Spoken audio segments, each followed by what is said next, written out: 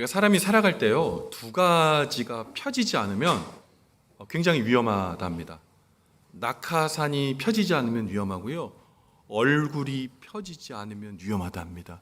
근데 오늘 얼굴 보니까 위험하신 분들이 너무 많아요.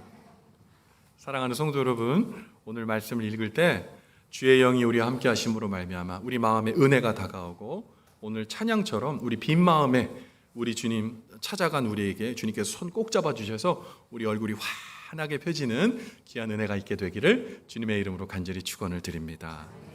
여러분, 미래학자들이 있어요. 미래학자들은 이제 과거의 데이터를 통해서 미래를 예측하는 사람들입니다. 그런데 최근에 미래학자들이 우리 인류가 코로나를 경험하면서 점점 더 우리의 삶에 내일을 예측하기 어려운 시대를 살게 되었다고 말하더라는 겁니다. 왜냐하면 코로나가 있을 줄 어떻게 알았어요? 여러분, 코로나 3년을 한번 생각해 보세요. 지금에 와서 봤을 때는 처음에 그 코로나 막 한 명만 확진자 있어도 어떻게 해서 교회 폐쇄했어요. 지금 보면 되게 웃긴 얘기지만 그때는 웃을 수 없는 이야기였습니다. 저는요, 2020년 송구영신 예배를 잊지 못해요. 저랑 우리 장로님 5명이랑 송구영신 예배 드렸거든요.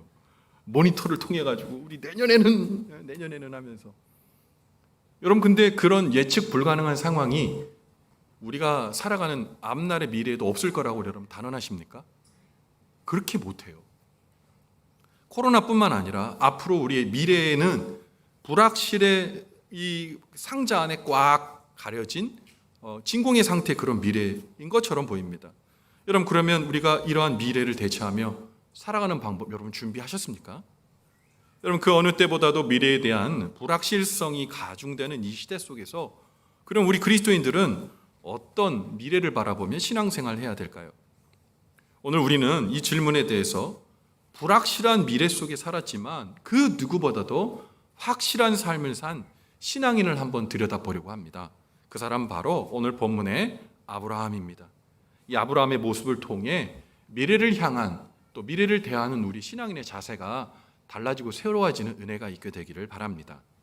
아브라함은요, 고향이 있었습니다. 그 고향이 어디냐면 갈대아 우르였습니다.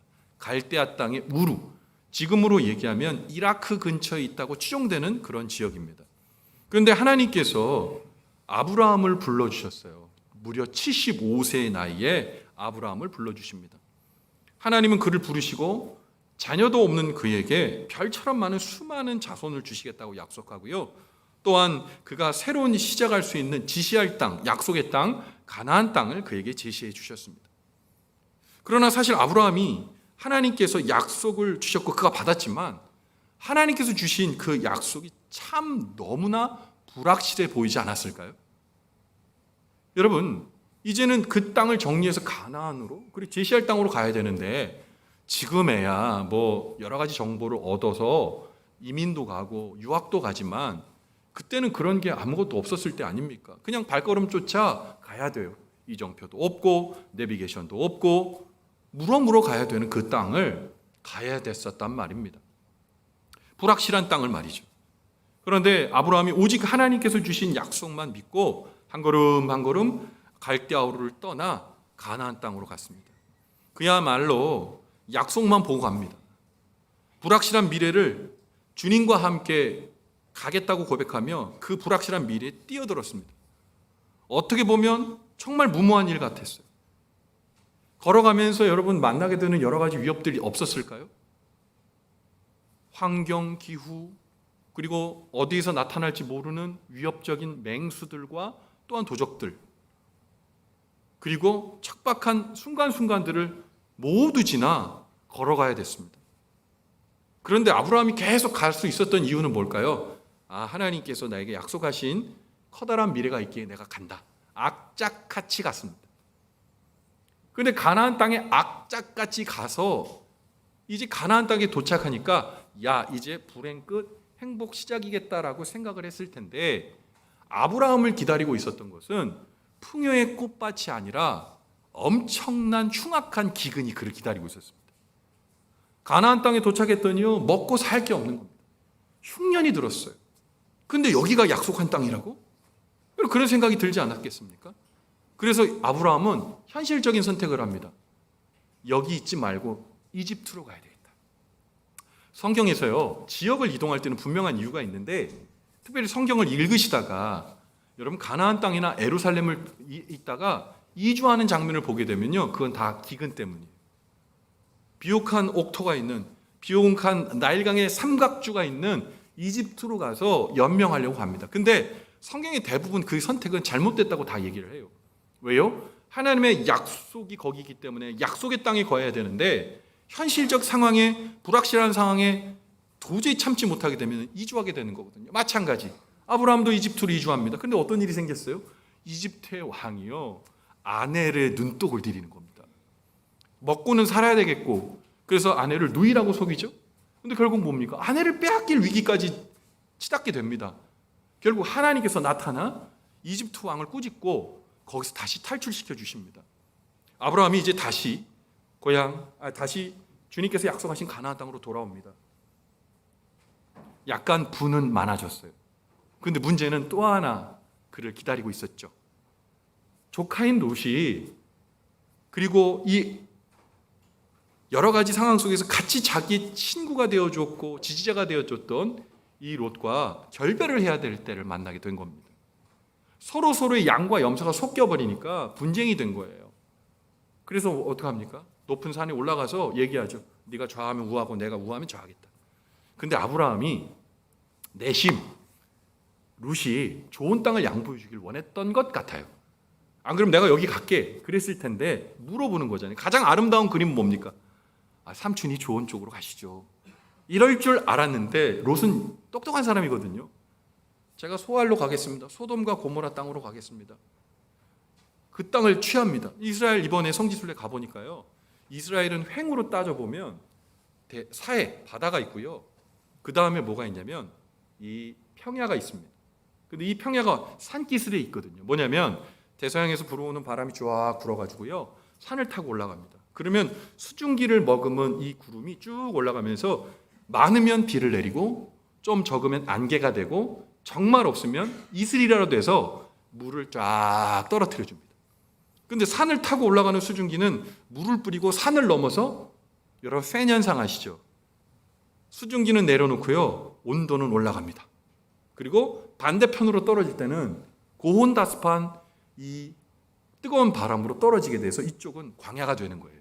그러니까 한편은 바다, 한편은 평야, 한편은 산맥과 광야에. 그러니까 딱 올라갔을 때 너무 뚜렷한 거예요.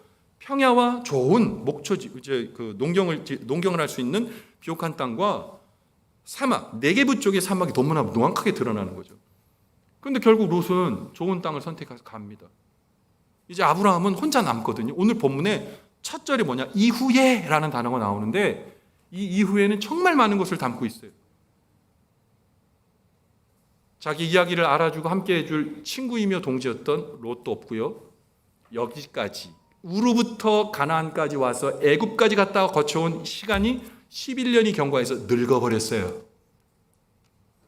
그리고 앞으로 네게부 쪽을 바라보며 사막으로 가게 되면 여러분 어떤 것이 그에게 기다리고 있겠어요? 궁핍이 그에게 기다리고 있겠죠. 절망적 상황 이후에 라는 뜻입니다. 그런데 절망적 상황 이후에 어떤 일이 일어납니까? 하나님이 아브라함에게 다가오십니다. 그리고 아브라함에게 말씀하십니다. 위로하십니다. 그 구절이 오늘 창세기 15장 1절에 기록되어 있는데요, 같이 한번 읽어보겠습니다. 이후에, 시작. 이후에 여호와의 말씀이 환상 중에 아브라함에게 임하여 이르시되, 아브라함아 두려워하지 말라. 나는 내 방패요 너희 지극히 큰 상급이니라. 아멘. 하나님이 나타나셔서 말씀하시는 거예요. 아브라함아, 아브라함아 두려워하지 말아라. 나는 너의 방패. 방패가 뭡니까? 보호자. 그리고 너의 지극히 큰 상급이라. 이게 뭡니까? 내가 너의 보상이다. 영어로는 리워드라고 되어 있어요. 내가 보상이다. 내가 너의 보상 그 자체다. 이렇게 말씀하시는 거예요. 여러분, 제가요, 우리 자녀들이 초등학교 때 제가 이제 부목사 때 제일 바빴던 것 같아요. 사역도 해야 되고 공부도 해야 되고 목회도 해야 되고 정말 바빴어요. 그런데 그럴 때마다 현타가 와요. 우리 새끼들 너무 불쌍하다, 그런 생각이 듭니다. 그래서 주일 저녁에 이렇게 치킨을 사갈 때가 있었어요. 우리 애들은 주님 다음으로 치킨을 좋아하거든요. 그래서 치킨을 딱 사갑니다. 사가서 저는 어떤 걸 꿈꾸냐면 우리 애들 다 가서 이 맛있는 거 먹여야지. 우리 애들이 오랫동안 아빠 못 봤으니까 기쁘게 날 반겨주겠지. 띵동 하면은 벌써 알아요. 제가 온 줄. 문 딱 열면 얘들아! 저는 일부러 크게 얘기하거든요. 얘들아! 그러면 큰 놈이랑 작은 놈이 나오면서 우와! 치킨이다! 그래서 막 달려오는 거예요. 그러니까 애들은 달려오면서 저를 봐요? 치킨을 봐요? 치킨을 보고 막 빨리. 그건 저는 얼음이 되는 거죠. 이건 내가 상상한 시나리오가 아닌데. 치킨을 드립니다. 문제는 다음에는 안 사가요. 왜 안 사갈까요? 아빠가 아니고 치킨인데. 근데 만약에 그 상황에서 제가 치킨을 들고 왔는데 아이들이 아빠 하고 제품이 안겼다면 그 다음부터는 저는 고민이 시작된 거예요. 내일은 뭐 사주지? 치킨을 사줘야 되나? 피자를 사줘야 되나? 여러분, 근데요, 우리가 하나님의 은혜 가운데 산다 하면서 하나님을 내가 의지하고 그분을 사랑하기보다는 하나님의 손에 들린 선물을 좋아할 때가 많아요. 병 고쳐주는 거, 내 새끼 잘 되는 거, 내가 궁핍한 상황에서 놓이는 거, 내 근심이 사라지는 거. 이게 나쁘다는 게 아니에요. 하나님은 그 모든 것을 하실 수 있어요. 그런데 하나님께서 진짜 원하시는 건 뭡니까? 아빠의 손에 들린 치킨보다 아빠를 좋아하는 자녀가 내게 너무 감격적이듯이 하나님의 손에 들린 선물보다 하나님이 나의 상급이십니다 라고 고백하는 그 사람의 고백을 더욱 귀히 여기신다는 거예요. 사랑하는 성도 여러분, 우리 하나님의 선물보다 하나님을 더 귀하게 여기시는 저와 여러분 되시길 간절히 바랍니다. 여러분, 그 고백을 들려주셨어요. 너무 좋은 고백 같아요. 그럼 우리가 아는 아브라함은 뭐라고 얘기해요? 주여 감사합니다. 주님이 나의 큰 상급이셨네요. 주님 감사합니다 라고 얘기할 것 같은데 아브라함 많이 지쳤어요. 이제 믿음으로 살기에는 너무 지쳤어요. 솔직하게 고백합니다. 뭐라고 고백할까요? 오늘 창세기 15장 2절부터 3절에 이렇게 말씀하십니다. 같이 읽어봅니다. 시작. 아브라함이 이르되 주 여호와여 무엇을 내게 주시려 하나이까? 나는 자식이 없사오니 나의 상속자는 이 다미색 사람 엘리에셀이니이다. 아브라함이 또 이르되 주께서 내게 씨를 주지 아니하셨으니 내 집에서 길린 자가 내 상속자가 될 것이니이다. 아멘. 어떠세요? 아브라함의 심정이 느껴지세요? 아브라함이 뭐라 그래요? 아니 뭘 나한테 주려고 하세요? 됐어요. 넣어두세요. 넣어두세요. 나는 자식이 없습니다. 하나님이 약속하셨지만 나는 자식이 없어요. 나의 상속자는 다메섹 사람 엘리에셀입니다. 이 사람은 어떤 사람이냐? 내 집에서 양육한 사람입니다. 이게 뭡니까? 아마 이 도상에서 다메섹에서 만난 한 사람을 이 양자 삼았던 것 같아요. 그래서 이 아이가 제 상속자가 될 겁니다. 주님, 여기서 보면 아직도 여호와여라고 말하고 있잖아요. 하나님은 인정하지만 하나님의 약속은 이제 믿지 못하겠다는 거예요. 하나님, 난 자식이 없어요. 약속하신 자식이 내게 없어요. 그러면 현실적인 방법 제가 생각해 볼게요. 다메섹에서 만나고 내가 길렀던 엘리에셀을 제 상속자로 삼겠습니다. 여러분, 고대 근동에서 상속자가 없다는 것은 끔찍한 저주예요. 그러니까 이 저주를 면하기 위해서 내가 방법을 동원해서 내 방법대로 이 어려움의 문제를 해결하겠다는 거예요. 하나님 알지만 이제 하나님을 소망하는 믿음으로 살기에는 내가 너무 지쳤어요. 말하는 겁니다. 오늘 본문 말씀에 아브라함의 나이 86세, 지나간 11년 동안 하나님께서 돌보시고 살펴주셨지만 하나님이 진짜 실로 약속했던 자손의 축복과 또 하나님께서 약속하신 풍요의 축복은 그에게 찾아오지 않았어요. 하나님 실망했습니다. 하나님을 내가 믿어는 드릴게. 내가 하나님으로 인정은 해드릴게. 그러나 약속은 이제 꺼내지도 마세요. 라고 말하는 겁니다. 하나님, 도대체 왜 자꾸 저에게 헛된 미래의 꿈을 주시는 겁니까? 이제 참을 수 없습니다. 이제 제 뜻대로 해볼게요. 여러분, 근데 이 모습이, 아브라함의 모습이 그냥 아브라함의 모습입니까? 때로 여러분 우리가 실망하는 지점이 여기 아니에요. 내가 하나님도 알고 교회도 다니지만 때로 응답이 내가 원하는 시간에 오지 않으면 이제 제가 알아서 하겠습니다. 여러분 우리가 고백하는 그 사람 혹시 오늘 이 말씀 듣는 우리 아닙니까? 아브라함은 현실적인 사람이 되기로 결정합니다. 불확실한 하나님의 약속 믿기보다는 아브라함이 할 수 있는 가장 확실한 방법을 사용하기로 결정합니다. 그는 하나님의 약속을 이제 치워버리려고 합니다. 아브라함은 하나님께서도 동의할 것 같은 현실적인 방안을 제시하면서 이제 약속 잊고 살기로 결정합니다. 그런데요, 이 정도 되면 하나님도 그래 알았다, 네가 그렇게까지 나온다면 이제 너의 하나님 안 할래 라고 해도 무방하지 않으실까요? 하나님 뭐가 모자라셨어요. 근데요, 하나님이 아브라함에게 다시 한번 말씀하십니다. 그 말씀이 우리 창세기 15장 4절부터 5절 말씀까지 이렇게 기록되어 있습니다. 여호와의 말씀이 그에게 임하여 이르시되 그 사람이 내 상속자가 아니라 내 몸에서 날 내 자가 내 상속자가 되리라 하시고 그를 이끌고 밖으로 나가 이르시되 하늘을 우러러 무뼈를 셀 수 있나 보라. 또 그에게 이르시되 내 자손이 이와 같으리라. 아멘. 제가 이번에 성지순례 갔을 때 이제 시내산을 올라갔는데요. 시내산에 등정할 때 주로 새벽 1시에 올라갑니다. 더운 날에 시내산 올라가면 돌아가십니다. 그래서 새벽에 올라갔어요. 근데 새벽 1시에 쫙 올라가다 하늘을 쳐다봤는데요. 와, 그 깜깜한 하늘 위에 별이 빛나는 걸 보고요, 감탄할 수밖에 없었어요. 여러분, 하늘 보시고 별 헤아려 보신 적 언제 있으십니까?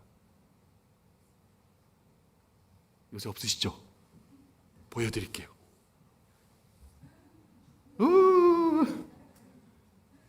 예, 무지무지하게 많은 별이 저 위에 있죠.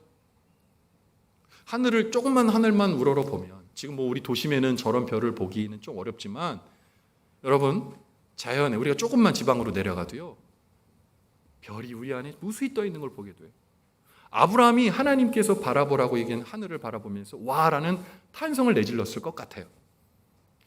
근데 이것은 놀라운 것이 뭐냐? 우리가 조금만 시선을 돌려도 전능하신 하나님을 볼 수가 있어요.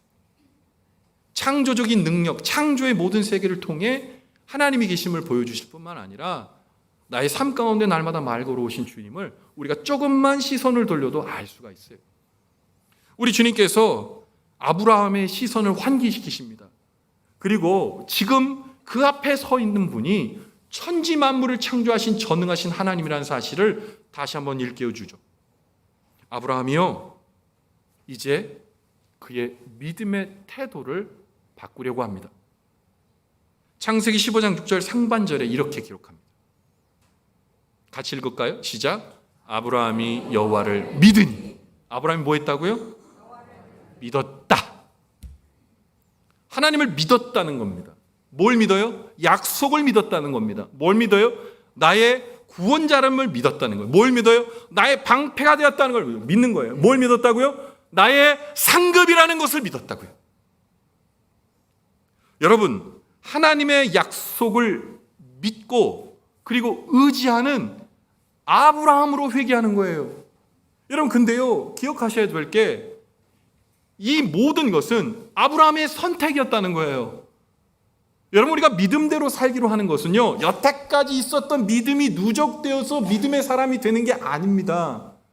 믿음은 날마다 현재적인 거예요. 과거에 믿음이 있었을지 모르지만 지금 나에게 물어보시는 거예요. 지금 이 순간에 믿음이 있냐고. 지금 이 순간에 하나님을 상급이시고 방패라고 믿냐고 지금 물어보시는 거예요. 믿음은 과거의 훈장이 아니라 지금을 하나님을 바라보는 시선입니다. 아브라함이 그 시선을 결정하셨을 때 하나님이 얼마나 좋아하셨는지 몰라요. 하나님께서 그 믿는 것을 보시고 창세기 15장 6절 하반절부터 7절의 말씀에 하나님께서 이렇게 반응하십니다. 같이 읽어봅시다. 시작. 여호와께서 이를 그의 의로 여기시고 또 그에게 이르시되 나는 이 땅을 내게 주어 소유를 삼게 하려고 너를 갈대아인의 우르에서 이끌어낸 여호와니라. 아멘. 하나님께서 아브라함이 믿으니까요, 믿었다. 그리고 믿는 행위, 그 시선, 그 순간을 보시고 어떻게 했다고요? 앞에 있었던 것 다 지우고 의롭게 여겨주신 거예요. 마치 예수 그리스도를 믿음으로 말미암아 우리가 많은 죄가 있음에도 불구하고 하나님의 자녀로 인쳐주신 것처럼 묻지도 않고 따지도 않고 계산하지도 않고 그 자리를 보시고 귀히 여겨주셔서 하나님께서 그것을 의로 여겼다, 좋게 여겼다, 그를 하나님의 백성으로 삼았다 말씀하고 계신 거예요. 그래서 믿음이 귀한 거예요. 그래서 믿음이 중요한 거예요. 그래서 우리가 때로 믿음의 자리에서 떨어졌을 때라도 다시 한번 일어날 힘이 있는 거예요. 만약에 믿음의 자리까지 올라가는데 많은 대가를 치른다면 여러분, 우리 엄청난 대가를 치러야 될 겁니다. 그러나 믿는 그 행위 자체 하나, 하나님을 나의 구주로 믿는 행위 자체 하나, 하나님을 나의 구원자로 믿는 그 행위 자체 하나로 하나님을 의롭다 칭해 주시는 거예요. 그러면서 뭐라고 얘기하세요? 이렇게 말씀하십니다. 나는 이 땅을 내게 주어 소유로 삼게 하고 하려고 너를 갈대아 우리 이끌어낸 여호와라. 뭔지 아세요? 이거예요. 나야, 나. 아브라함, 잊지 마. 나야, 하나님. 이거 기억해야 해. 나야, 나. 사랑하는 성도 여러분, 지금 넘어지고 힘드신 상황 가운데 있습니까? 하나님이에요, 하나님. 하나님이 나의 상급이시고 방패세요. 잊지 마세요. 우리가 삶의 자리에서 불확실한 일들 얼마나 많이 만납니까? 여러분, 내가 다니던 직장이 날마다 거기에 존재합니까? 없어질 때도 있어요. 다시 새 길 가야 될 때 있어요. 날마다 건강한 내가 건강한 그 사람으로 영원 무궁하게 있습니까? 병들 때 있어요. 내 자녀가 원하는 방향대로 여러분 무럭무럭 자라주고 진로를 가요. 그럴 때도 있지만 안 그럴 때가 더 많을 때 있지 않습니까? 불확실이 때로는 우리에게 주는 공포가 얼마나 대단한지 여러분 잘 아시잖아요.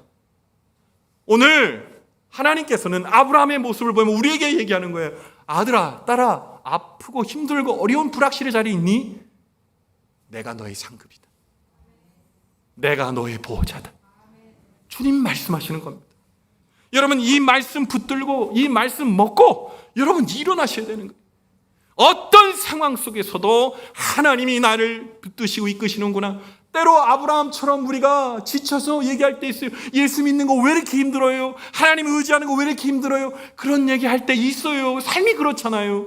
그럼에도 불구하고 오늘 말씀처럼 아브라함이 여호와를 믿으니, 이 말씀처럼 믿음의 권속들이 다시 한번 힘을 내서 하나님을 믿고 의지함으로 말미암아 하나님께서 내가 너의 여호와다라고 말씀해 주시는 그 음성 듣게 되기를 주님의 이름으로 간절히 축원을 드립니다. 안 끝났어요. 불확실한 미래 속에서 내 삶은 끝난 게 아니에요. 하나님과 함께하고 있는 확실의 미래 가운데 가는 거예요. 약속이 있으면 안심되는 거예요. 사랑하는 성도 여러분, 우리 바람개비 아시죠? 바람개비는 어떻게 돌아갑니까? 바람이 불어야 돌아요. 바람이 불지 않으면 바람개비 안 돌죠. 바람이 안 불 때 바람개비를 돌리는 방법이 있어요. 앞으로 나가시면 됩니다. 앞으로 나가면 바람개비가 돌게 돼 있어요. 하나님 앞으로 나가게 되면 여러분 멈췄던 여러분 하나님의 놀라우신 은혜가 이미 있지만 더 큰 작동으로 여러분 우리의 응답의 바람개비가 돌게 될 줄 믿으시기 바랍니다. 여러분, 흔들릴 수 있지만 넘어지지 마십시오. 불확실할 때는 있지만 확실한 주님이 우리 앞에 있다는 걸 믿어 의심치 마십시오. 그러면 그것을 하나님께서 의로 여겨 주십니다.